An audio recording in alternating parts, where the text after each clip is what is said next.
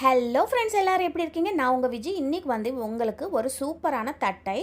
இது வந்து நம்ம நல்லா காரசாரமாக நல்லா சூப்பராக இருக்குங்க இந்த தட்டை. நான் வந்து ஆந்திரா ஸ்டைல் தட்டை. இது ரொம்ப முறுமுறுன்னு நல்லாயிருக்கும். ரொம்ப செய்கிறது ரொம்ப ரொம்ப ஈஸி.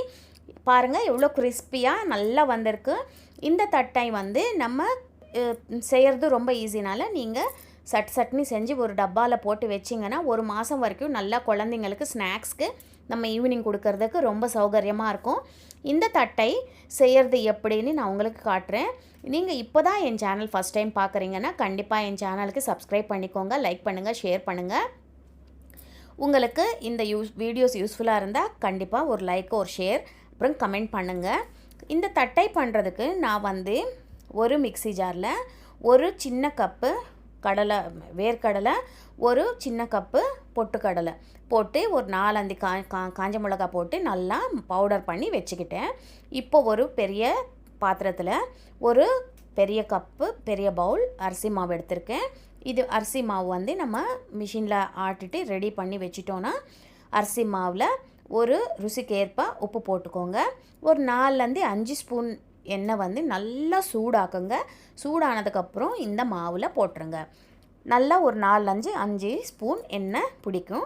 இப்போ இதில் நான் ஏற்கனவே ஊற வச்சுருக்கிற கடலைப்பருப்பு, ஒரு 3 ஸ்பூன் கடலைப்பருப்பு வந்து நான் ஒரு 4 மணி நேரம் ஊற வச்சுருக்கேன். இது வந்து நல்லா அங்கங்கே நம்மளுக்கு சாப்பிடும்போது அங்கங்கே நல்லா இந்த கடலைப்பருப்பு இருந்தால் பார்க்குறதுக்கும் அழகாக இருக்கும், சாப்பிடும்போது ரொம்ப சுவையாக இருக்கும். இந்த கடலைப்பருப்பு இதில் போட்டுருங்க. போட்டதுக்கப்புறம் நல்லா மெலிசாக கட் பண்ண கருவேப்பிலை, நான் வந்து நிறைய கருவேப்பிலை நல்லா கட் பண்ணி இதில் போட்டுட்டேன். இப்போ நம்ம இதில் ஒரு காரத்துக்கு ஏற்ற மாதிரி காரம் போட்டுக்கணும். அப்புறம் இதில் எள்ளு இருக்கும் இல்லையா, நல்லா எள்ளு போட்டுக்கணும். அப்புறம் நம்ம அரைச்சி வச்சுருக்கிற பொடி, இது வந்து நான் ஒரு 4-5 ஸ்பூன் பொடி போட்டுக்கோங்க. இது வந்து காரத்துக்கு ஏற்ற மாதிரியும் நம்ம இதிலவே ஏற்கனவே காரமும் போட்டோம், மிளகா போட்டோம். உங்களுக்கு இந்த காஞ்ச மிளகா பத்தலை அப்படின்னா நீங்கள் காரம் கூட ஒரு 1/2 ஸ்பூன் போட்டுக்கலாம். நல்லா கலர் வரும் நம்ம தட்டைக்கு. இப்போ நம்ம இது ஒரு வாட்டி மிக்ஸ் பண்ணிவிட்டு இதில் தண்ணி ஊற்றிட்டு நல்லா பூரி மாவு பதத்துக்கு நம்ம பிசைஞ்சிக்கணும். தண்ணி வந்து நிறைய ஊற்றாதீங்க, கொஞ்சம் கொஞ்சமாக ஊற்றி பிசைஞ்சிக்கோங்க. இது தண்ணி நிறைய ஆயிடுச்சுன்னா நம்ம தட்டை வந்து நல்லா இது பண்ணும்போது நம்மளுக்கு அது ஒட்டிக்கும், ஒன்றுக்கு ஒன்று ஒட்டிக்கும், அப்படியே முறுமுறுன்னு வராது, கிறிஸ்பியாக வராது. நம்ம தண்ணி வந்து பாத்தி ஊற்றுக்கணும். இப்போ நம்ம தண்ணி கொஞ்சம் கொஞ்சமாக ஊற்றிட்டு இது பூரி மாவு பதத்துக்கு பிசைஞ்சு வச்சுக்கணும். இப்போ இதில் ஒரு 1/2 ஸ்பூன் ஓமம், அப்புறம் 1 ஸ்பூன் எள்ளு, கருப்பு எள்ளு போட்டிருக்கேன் நான், நீங்கள் வெள்ளை எள்ளு கூட போட்டுக்கலாம்.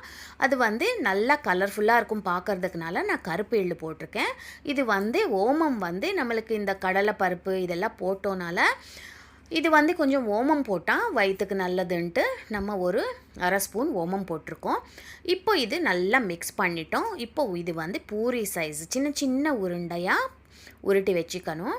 எல்லாமே உருட்டி நல்லா ஒரு பிளேட்டில் அரேஞ்ச் பண்ணிக்கிட்டு அப்புறமா நீங்கள் எண்ணெய் சூடாகிறதுக்கு வச்சிட்டிங்கன்னா உங்களுக்கு செய்யறதுக்கும் அப்புறம் ஃப்ரை பண்ணுறதுக்கும் ஈஸியாக இருக்கும். இந்த மாதிரி ஒரு ஆயில் பேப்பர் எடுத்துக்கோங்க. இதில் வந்து நடுவில் இந்த சின்ன இது வச்சுட்டு மேலே வந்து நம்ம காஃபி குடிக்கிற இது இருக்கும் இல்லையா, அது வச்சுட்டு நல்லா ப்ரெஸ் பண்ணிட்டிங்கன்னா நல்லா இந்த மாதிரி கரெக்டாக வந்துடும். நடுவில் ஒரு சின்ன ஓட்டை வச்சிங்கன்னா இப்போ இது நம்ம ஈவனாக ஃப்ரை ஆகும். நடுவில் சின்ன இது வச்சதுனால நல்லா முறுமுறுன்னு இருக்கும். நீங்கள் அது வேணும்னா வச்சுக்கலாம், இல்லைன்னா நார்மலாக நம்ம ரவுண்டாக பண்ணுவோம் இல்லையா, அப்படி கூட பண்ணலாம். நான் எப்போவுமே நடுவில் இந்த மாதிரி வச்சா பார்க்குறதுக்கும் அழகாக இருக்கும், அப்புறம் நல்லா கிறிஸ்பியாக இருக்கும். அதனால் நான் எப்போவுமே இப்படியா செய்வேன். நீங்கள் வேணும்னா போட்டுக்கோங்க, இல்லைன்னா வேண்டாம். நல்லா கோல்டன் ப்ரௌன் கலர் வர வரைக்கும் ஃப்ரை பண்ணி எடுத்துட்டிங்கன்னா ரெடி ஆகிடும்.